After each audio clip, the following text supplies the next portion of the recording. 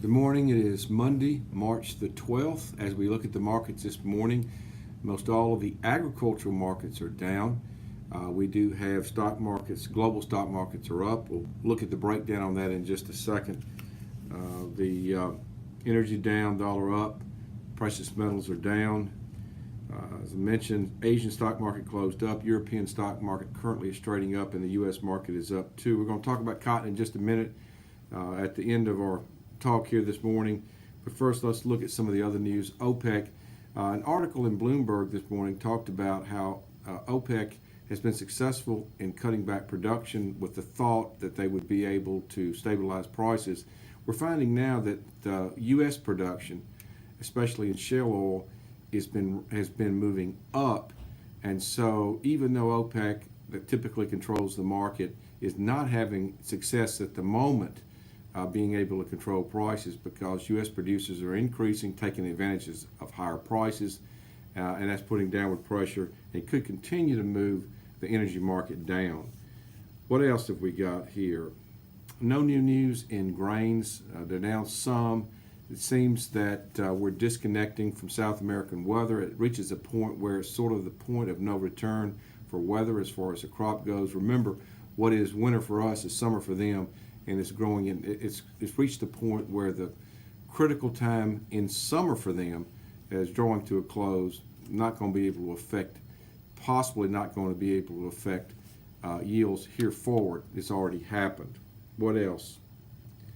Well, let's just look at the markets. Down 57 in May cotton at 83.95. The low was 83.81. The high was 85.03. May soybeans down a quarter at 10.39. A high of 10.42 3/4. A low of 10.32. May corn down a penny and a half at 3.89. The high 3.89 1/2. The low 3.87. May wheat down 5 at 4.84 1/4. A high of 4.90, a low of 4.83. Crude oil is down 38 cents a barrel in May at 61.54. Talk of that market maybe going toward 57.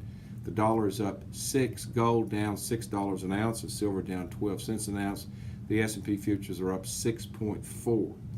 All right, what about cotton? I just want to make this comment about cotton. Typically, the three big players in cotton are the mills, the merchants, and the big speculators.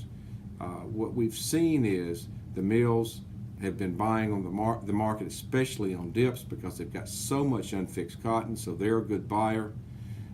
The speculators that had been long the market, heavily long, a month and a half ago, liquidated that long position or a large part of it. Now they're back to where they can buy the market, and we've seen them buying the market.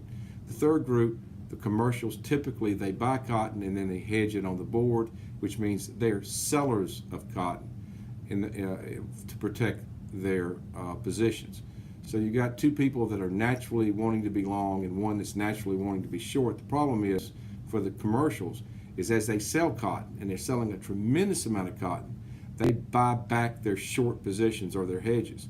So they've reached the point also when we're starting to see them buy the market. So all three of the big players put this market in a position to potentially, let me emphasize that, to potentially have an explosive move to the upside coming at some point. We'll keep an eye on that. Things might change.